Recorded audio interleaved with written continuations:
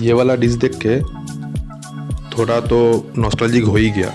जब छोटे थे हम लोग ना, तब स्कूल का वो बड़ा सा जो लोहे का दरवाज़ा होता था, उसके बीच में से हाथ डाल के 2 रुपए दे के ये मिलता था।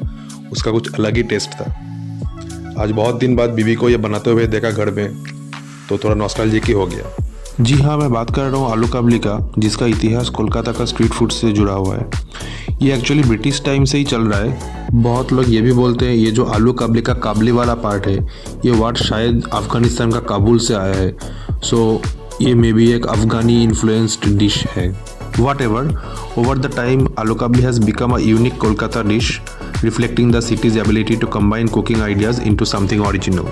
इस डिश का प्रारंभ उन सस्ते और आसान उपलब्ध सामग्रियों से हुआ था जो आम लोगों के लिए सुविधाजनक है। आलू, काले चने जैसे सामग्रियाँ घर घर पे मिल जाती है, और इमली और मसाले तो बंगाल का बहुत पहले से ही बंगाल मसाला का हिस्सा था। आलू काबली ने जल्दी ही कोलकाता के गलियों में अपनी जगह बना ली थी, क्योंकि ये एक तीखा, खट्टा और स्वादिष्ट स्नैक था जो हर उम्र के लोगों को पसंद आता था। एक्चुअली अभी भी आता है। ये डिश सिर्फ स्वाद का ही नहीं, बल्कि ये कोलकाता की वाइब्रेंट फूड कल्चर का भी रंग दर्शाती है। आज भी आलू काबली बंगाल के एक आइकॉनिक स्ट्रीट फूड है जो पुरानी यादों और नए स्वादों के संगम है।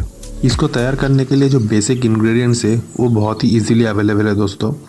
आलू, काले चने, प्याज, हरी मिर्च, इमली का पल्प और कई कुछ मसालों के साथ इसको तैयार किया जाता है।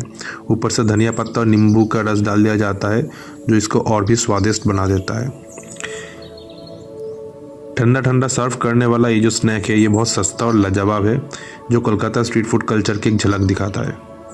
शाम के टाइम पे टेस्ट चेंज करने वाला एक स्नैक हो या फिर हार्ड ड्रिंक के साथ टेस्ट चेंज करने वाला एक स्नैक, आप इसको कैसे भी यूज़ कर सकते हो, दोनों में ही बढ़िया लगता है। तो दोस्तों, ये वीडियो देख के आपको इंग्रेडिएंट्स का तो पता चल ही गया होगा। आप लोग डेफिनेटली इसको ट्राई करना घर पे और बताना कमेंट सेक्शन में कि कैसे बना है।